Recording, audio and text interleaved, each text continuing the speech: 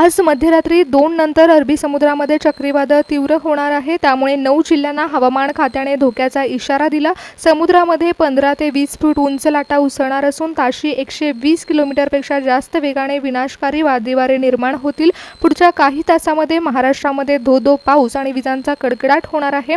हवामान तज्ज्ञांच्या मते गेल्या काही दिवसांमध्ये दक्षिण पश्चिम अरबी समुद्राच्या पृष्ठभागाचं तापमान हे सामान्य तापमानापेक्षा जास्त झालं होतं। त्यामुळे समुद्राचं पाणी जेव्हा इतक्या तापमानाला तापतं तेव्हा मोठ्या प्रमाणावर बाष्पीभवन सुरू होतं आणि याच बाष्पीभवनामुळे समुद्राच्या मध्यभागी अतिशय भयानक असा कमी दाबाचा पट्टा तयार झालाय।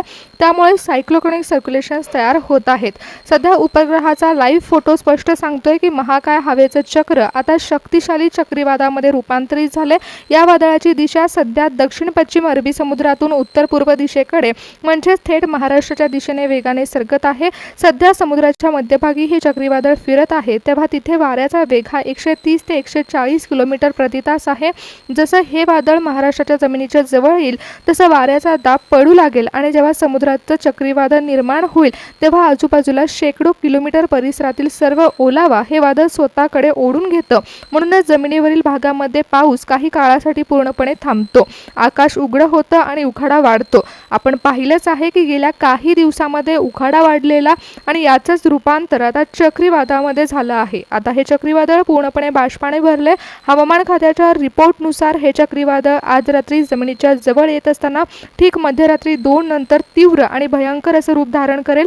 जेव्हा घड्याळामध्ये रात्रीचे 2 वाजतील तेव्हा संपूर्ण महाराष्ट्र गाढ झोपेत असेल आणि तेव्हा हे चक्रीवादळ तीव्र रूप धारण करणार आहे। समुद्रातून ओढून आणलेला अब्जावधी लिटर ओलावा एकाच वेळी ढगफुटी सदृश पावसाच्या रूपाने महाराष्ट्रावरती कोसळेल। मध्यरात्री 2 नंतर जेव्हा तापमान खाली जाईल तेव्हा वादळाचे ढग महाराष्ट्रावरती तुटून पडणार आहेत आणि हवामान खात्याने दिलेल्या नवीन रिपोर्टनुसार कोणत्या जिल्ह्यामध्ये कशी परिस्थिती निर्माण होणार आहे हे आपण पाहणार आहोत। कारण हवामान विभागाने 9 जिल्ह्यांची विभागणी 3 वेगवेगळ्या संकटामध्ये केली आहे। म्हणजे सर्वात मोठं संकट म्हणजे जिथे समुद्राची सीमा थेट जमिनीला भिडते तिथे चक्रीवादळाचं पहिलं भीषण धडक होणार आहे आणि त्या पहिल्या गटातील जिल्ह्यामध्ये मध्यरात्री 2 नंतर निसर्गाचं रौद्र रूप पाहायला मिळेल। समुद्रामध्ये उसळणाऱ्या लाटा आणि किनाऱ्यावरती आदळणाऱ्या लाटा जेव्हा परिसराच्या वाऱ्याचा वेग हाताशी घेतील म्हणजेच 110 ते 125 किलोमीटरच्या वर वाऱ्याचा वेग असेल तेव्हा तिथे हिंसक आणि सुसाट वादळी वारे सुटतील आणि उद्ध्वस्त करणारे वादळी वारे असतील। त्यामुळे घराचे पत्रे उडून जातील तसेच वाऱ्याचा भयंकर मारा होणार आहे। दुसऱ्या गटामध्ये जिथे वादळी वाऱ्याचा केंद्रबिंदू हा बाष्पाने भरलेला असेल त्यामुळे काळे कुट्ट ढग असणार आहेत। मध्यरात्री 2 नंतर आकाशामध्ये विजांचा अतिशय तीव्र असा कडकडाट होणार आहे। काळे कुट्ट ढग जेव्हा एकमेकांवर घासले जातील तेव्हा विजांचा कडकडाट होईल आणि 70 ते 90 किलोमीटर वेगाने सुसाट वारे वाहतील। आकाशातून प्रचंड लोट खाली कोसळणार आहेत। न थांबणारा सलग मुसळधार पाऊस या जिल्ह्यामधील सकल भागामध्ये पाणीच पाणी निर्माण करणार आहे। आता बोलूया तिसऱ्या धोक्याच्या गटाकडे ज्याची रचना भौगोलिकदृष्ट्या डोंगर रांगांनी आणि घाटांनी वेढलेली आहे। चक्रीवादळ किनारपट्टी भागावरून पुढे सरकून डोंगर रांगांकडे येतील तेव्हा या पर्वतरांगांमध्ये अडकलेल्या बाष्पांनी भरलेलं आभाळ एकाच वेळी धो-धो कोसळेल आणि मध्यरात्री 2 नंतर या जिल्ह्याच्या घाटमाथ्यावरती ढगफुटी सदृश पाऊस पडणार आहे। पावसाचं प्रमाण हे मिलीमीटरमध्ये नसून अक्षरशः पूर परिस्थितीमध्ये असणार आहे कारण काही तासातच 200 मिलीमीटरपेक्षा जास्त पाऊस कोसळेल। नदी नाल्यांच्या प्रवाहामध्ये वाढ होणार आहे। मित्रांनो, हवामान खात्याच्या ट्रॅकिंगनुसार मध्यरात्री 2 नंतर वेळ भयंकर धोक्याची असेल। समुद्रात 15 ते 20 फूट उंच लाटा उसळणार असल्यामुळे किनारपट्टी भागामध्ये धोका निर्माण होऊ शकतो। तसेच विजांचा कडकडाट होणार असल्यामुळे रात्री घराबाहेर पडणं टाळावं। वीज पुरवठा खंडित झाल्यास नागरिकांनी सुरक्षित राहावं। तसेच सकल भागामध्ये पाणी साचणार असल्यामुळे नागरिकांनी सुरक्षितता बाळगावी कारण हवामान तज्ज्ञांनी आणखी एक धक्कादायक बाब समोर आणली आहे जी या संकटाची तीव्रता आणखी पटीनं वाढवणार आहे। एकाच वेळी अरबी समुद्राने बंगालचा उपसागर या दोन्ही महासागरामध्ये भौगोलिक घडामोडींचं चक्र वेगाने सुरू झाले। एकीकडे अरबी समुद्रातून बाष्पाचे महाकाय लोट महाराष्ट्राच्या दिशेने ओढले जात आहेत तर दुसरीकडे बंगालच्या उपसागरातून येणाऱ्या हवामान प्रणालीमुळे दक्षिण भागामध्ये दमट वाऱ्याचा प्रवाह सक्रिय झालाय। जेव्हा हे दोन्ही बाजूच्या अथांग लोट हवेच्या शक्तिशाली प्रवाहामध्ये एकत्र येतील तेव्हा महाराष्ट्राच्या हद्दीवरती एक भयंकर असा झोन तयार होणार आहे। हवामान तज्ज्ञांच्या मते या दुहेरी भौगोलिक परिस्थितीमुळे अरबी समुद्रातून येणारे पाण्याचे लोट हे महाराष्ट्राच्या भूमीवरती आदळतील आणि ते आपली दिशा बदलून आणखीन हिंसक बनतील। समुद्राच्या मध्यभागी सध्या 130 ते 140 किलोमीटर वेगाने वाहणारे वादळ वादळ आहेत. जेव्हा किनारपट्टीवरती ते धडकतील तेव्हा वातावरणातील आर्द्रता आणि हवेचा दाब प्रचंड वेगाने खाली होईल.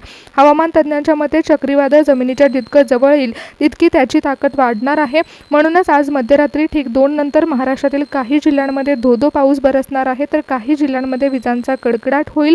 समुद्रातून ओढून आणलेला अब्जावधी लिटर ओलावा ढगफुटी सदृश्य पावसाच्या रूपाने जमिनीवरती कोसळेल.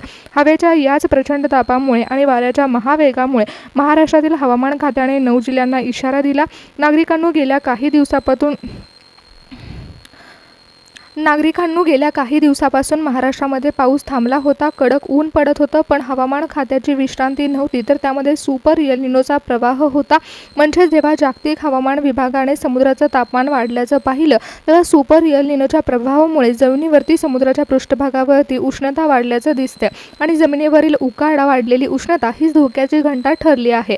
अरबी समुद्राच्या पृष्ठभागाचं तापमान हे सामान्य तापमानापेक्षा जास्त पटीने वाढलं होतं. तेव्हा समुद्राचं पाणी हे भट्टीसारखं तापू लागलं आणि याच प्रचंड उष्णतेमुळे समुद्राच्या मध्यभागी हवेचा दाब पूर्णपणे कोलमडला.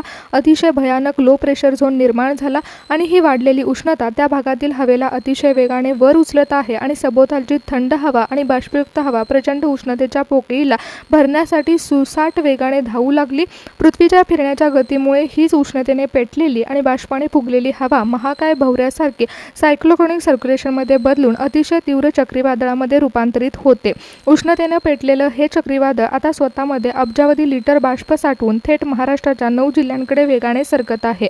हवामान खात्याच्या ट्रेकिंगनुसार नांदेड जिल्ह्यामध्ये मध्यरात्री 2 नंतर सायक्लोट्रॉनिक सर्क्युलेशनचा प्रवाह अतिशय तीव्र होणार आहे. येथील वातावरणात अचानक मोठा बदल घडून येईल. ढगफुटी सदृश्य पावसाचा तीव्र इशारा देण्यात आला. मध्यरात्री 2 नंतर येथील सखल भागामध्ये पाण्याचे लोट साचण्याची शक्यता आहे.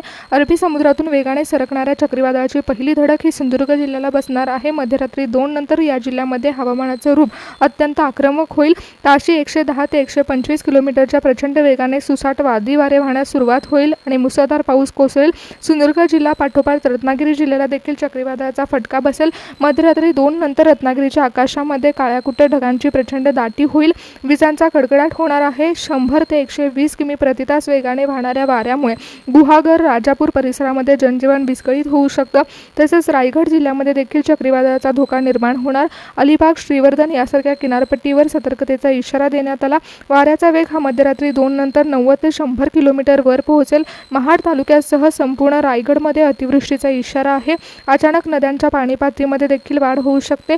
महाराष्ट्राची राजधानी असणाऱ्या मुंबई शहराला देखील मध्यरात्री 2 नंतर 70 ते 90 किलोमीटर वेगाने वाहणाऱ्या वादळी वाऱ्याचा इशारा आहे.